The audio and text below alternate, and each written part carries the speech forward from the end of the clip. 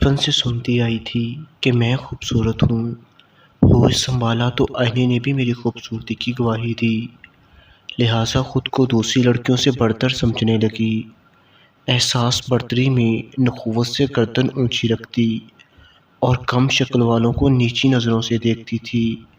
وقت کے ساتھ ساتھ یہی میرا مزاج بن گیا، اپنے بارے میں سوچنا، خود کو بڑا سمجھنا، دوسروں کو کمتر سمجھنا۔ اپنوں میں رہتی تھی، ماں باپ بہن بھائیوں کا پیار ملتا، قریبی رشتہ داروں میں جاتی تو سب بہن بھائیوں سے زیادہ مجھے اہمیت ملتی۔ چچا کہتے میں ندا کو بہو بناؤں گا تو پھپھو کہتی ندا کو میں لوں گی۔ خالہ ممانی کا بھی یہی ارمان تھا۔ ان باتوں نے مجھے خود پسند بنا دیا، میں بس اپنے آپ میں گم رہنے لگی۔ چچا کے 2 بیٹے تھے، عمر اور قمر۔ عمر خوش شکل تھے اور تعلیم میں بھی نمایاں پوزیشن لیتے۔ ایف ایس سی میں نمایاں پوزیشن لی تو میڈیکل میں داخلہ مل گیا۔ قمر معمولی صورت کے ساتھ ساتھ ذہین بھی کم تھے، تعلیم میں پیچھے رہ گئے۔ میٹرک کے بعد پڑھائی کو خیر آباد کہہ دیا۔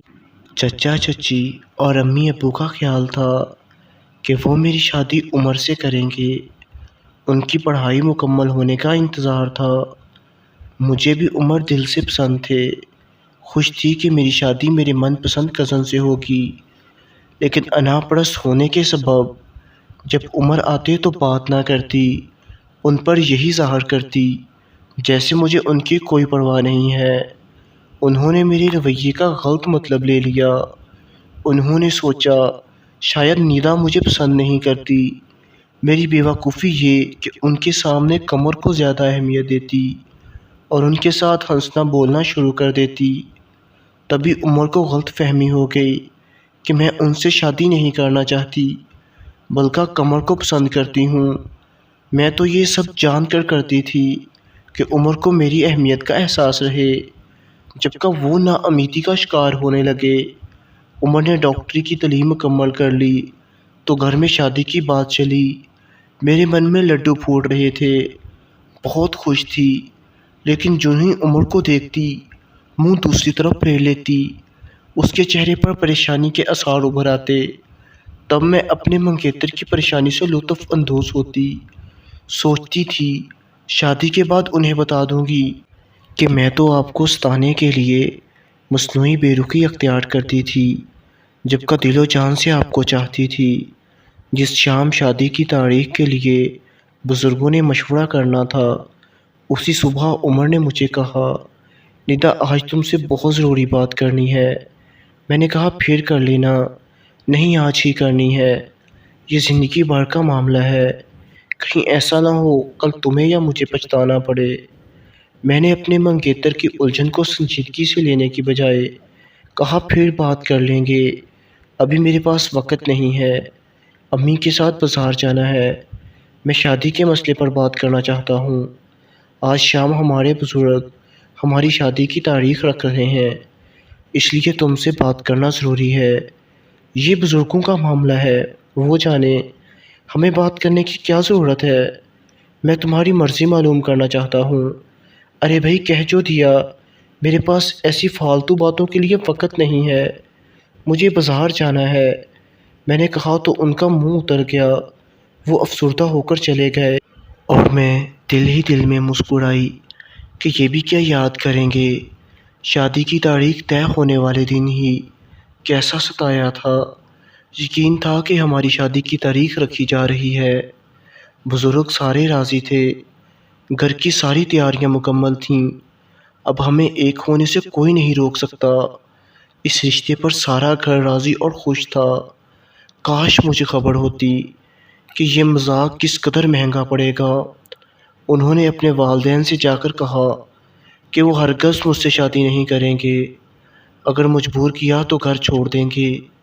ماں باپ نے پوچھا برسوں کی منگنی ہے، تم نے پہلے تو کبھی انکار نہیں کیا، آج شام تاریخ رکھی جانی ہے تو منع کر رہے ہو، آخر اس کی کیا وجہ ہے؟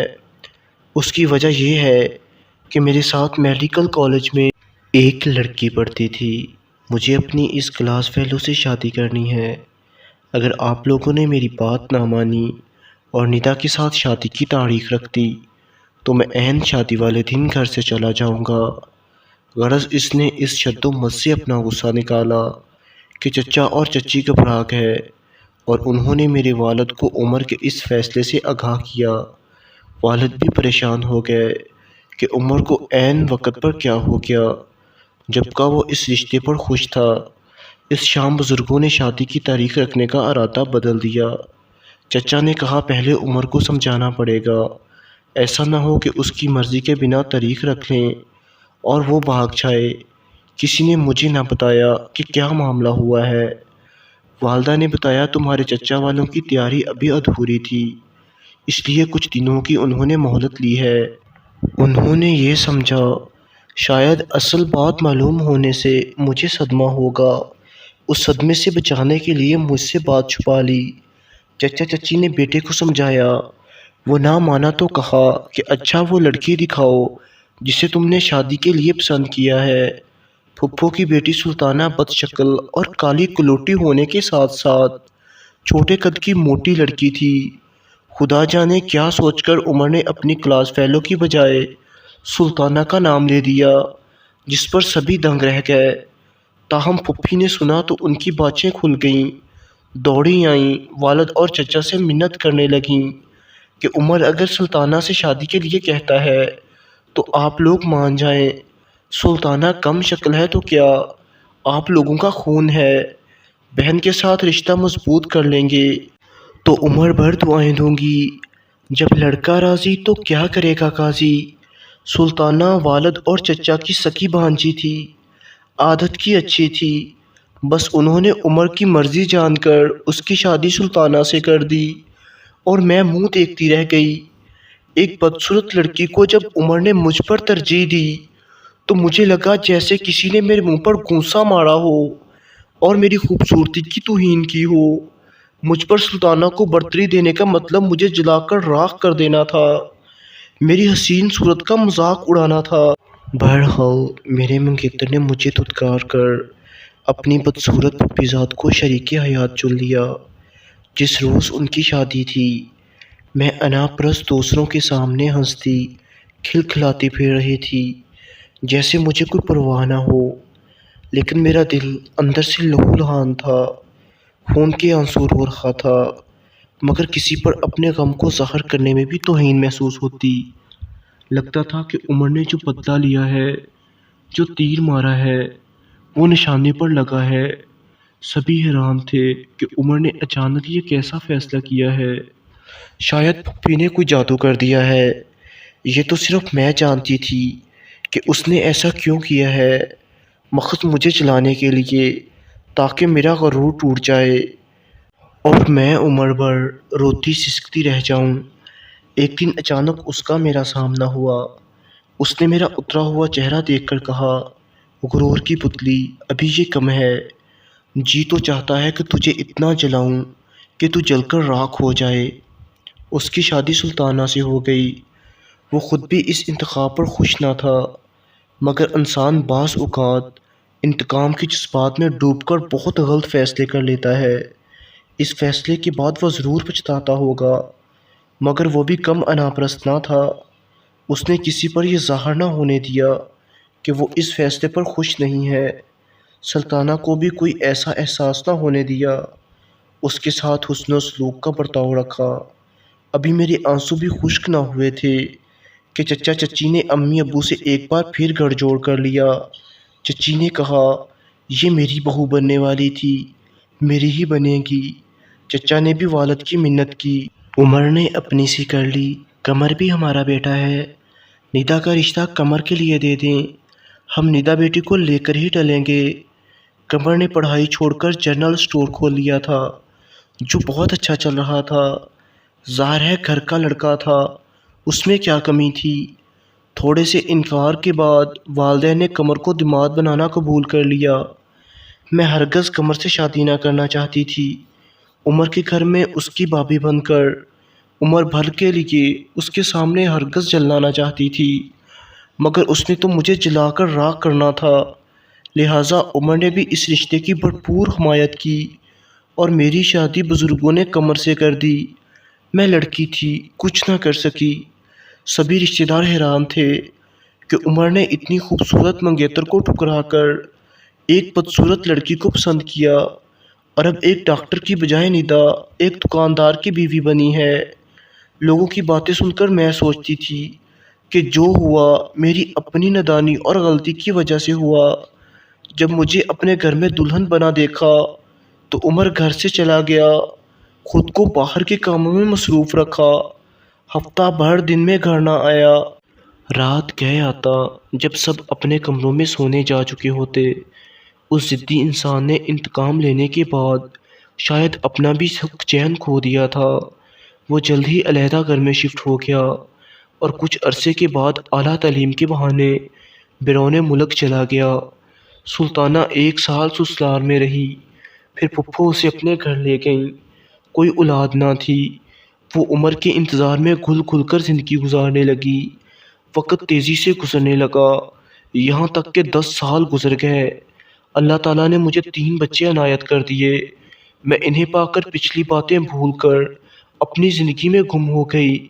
قمر بہت اچھے انسان تھے، اچھے شوہر ثابت ہوئے، ان میں کوئی کمی نہیں تھی، سوائے اس کے کہ کم تعلیم یافتہ تھے، مگر ماشاءاللہ خاندان میں عزت تھی، روپے پیسے کی کمی نہ تھی۔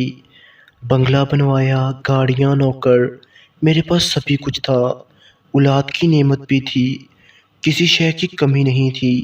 سوچتی ہوں جو میرے رب نے کیا میرے حق میں اچھا کیا، مگر سلطانہ بیچاری کو نہ جانے کس جرم کی سزا ملی۔ وہ غریب آج بھی اپنے شوہر کے انتظار میں سلگ رہی ہے۔ سلطانہ کو عمر سے اتنی محبت ہے، اگر اس کے سامنے کوئی طلاق کا نام بھی لے تو لڑ پڑتی ہے، کہتی ہے عمر بھر انتظار کروں گی، دیکھ لینا وہ ضرور ایک روز پلٹ کر آئیں گے۔ دعا کرتی ہوں کہ اللہ کرے سلطانہ کی دعا قبول ہو اور عمر اس کے پاس لوٹ آئیں یا اسے اپنے پاس بلوا لیں۔ سلطانہ کی وفا اور صبر رائیگاں نہ جائیں۔ سنا ہے کہ عمر نے امریکہ میں شادی کر لی تھی، زیادہ کا حال معلوم نہیں، کیونکہ اس بے مروت اور بے وفا انسان نے تو اپنے والدین تک سے رابطہ کرنا چھوڑ دیا ہے۔ ایسے اعلیٰ تعلیم یافتہ ہونے کا کیا فائدہ جو انسان اپنے والدین کی محبت و احسانات کو بھی فراموش کر دے۔ سچ کہتے ہیں جس نے اپنے ماں باپ سے وفا نہ کی اس سے کسی کو وفا کی امید نہیں رکھنی چاہیے۔ دوستو، اس کہانی میں آپ زیادہ قصوروار کس کو سمجھتے ہیں؟ کس کی زیادہ غلطی ہے اور سزا بیچاری سلطانہ کو ملی؟ خدا را اپنی انا کے لیے کسی بے قصور کو سزا نہ دینا، ورنہ زندگی مکافات عمل ہے، کہیں نہ کہیں آپ کو بھگتنا پڑے گا۔ کیا خیال ہے دوستو؟ کیسی لگی ہے آج کی کہانی؟ کمنٹ باکس میں ضرور بتائیے گا۔ مزید ایسی ویڈیوز کے لیے میرے چینل RAH وائس کو سبسکرائب کریں۔ اللہ حافظ۔